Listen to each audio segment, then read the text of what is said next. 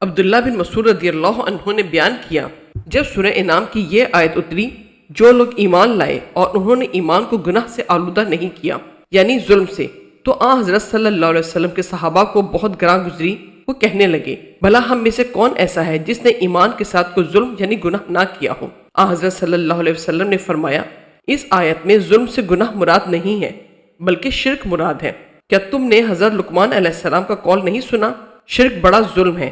صحیح بخاری حدیث نمبر 6918۔ عبداللہ بن عمرو بن عاص رضی اللہ عنہما نے بیان کیا کہ ایک گوار نامعلوم حضرت صلی اللہ علیہ وسلم کے پاس آیا، کہنے لگا، یا رسول اللہ، بڑے بڑے گناہ کون سے ہیں؟ آپ نے فرمایا، اللہ کے ساتھ شرک کرنا۔ اس نے پوچھا، پھر کون سا گناہ؟ آپ نے فرمایا، ماں باپ کو ستانا۔ پوچھا، پھر کون سا گناہ؟ آپ نے فرمایا، غموس قسم کھانا۔ عبداللہ بن عمرو رضی اللہ عنہما نے کہا، میں نے عرض کیا، یا رسول اللہ، غموس قسم کیا ہے؟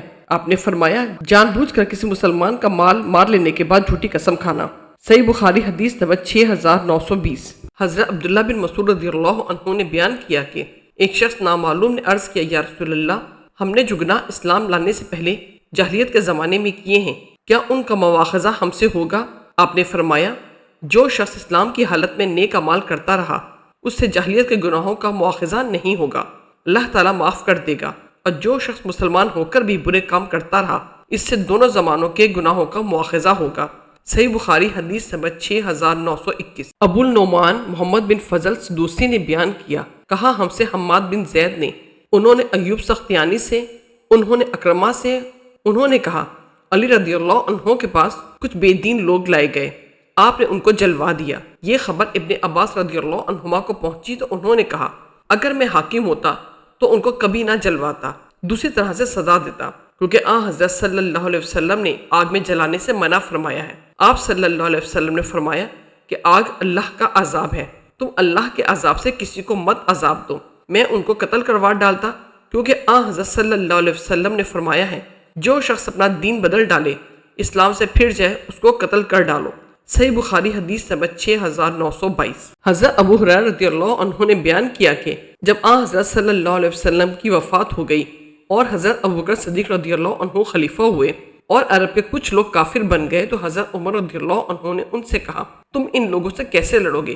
حضرت صلی اللہ علیہ وسلم نے تو یہ فرمایا ہے، مجھ کو لوگوں سے لڑنے کا حکم اس وقت ہوا جب تک وہ لا الہ الا اللہ نہ کہیں، پھر جس نے لا الہ الا اللہ کہہ لیا، اس نے اپنے مال اور اپنی جان کو مجھ سے بچا لیا، البتہ کسی حق کے بدل یا اس کی جان یا مال کو نقصان پہنچایا تو یہ اور بات ہے، اب اس کے دل میں کیا ہے، اس کا حساب لینے والا اللہ ہے۔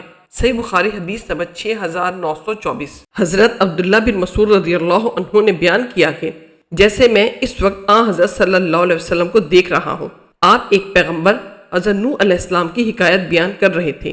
ان کی قوم والوں نے ان کو اتنا مارا کہ لہو لہان کر دیا، وہ اپنے منہ سے خون پوچھتے تھے اور یوں دعا کرتے جاتے، پروردگار میری قوم والوں کو بخش دے، وہ نادان ہیں۔ صحیح بخاری حدیث نمبر 6929۔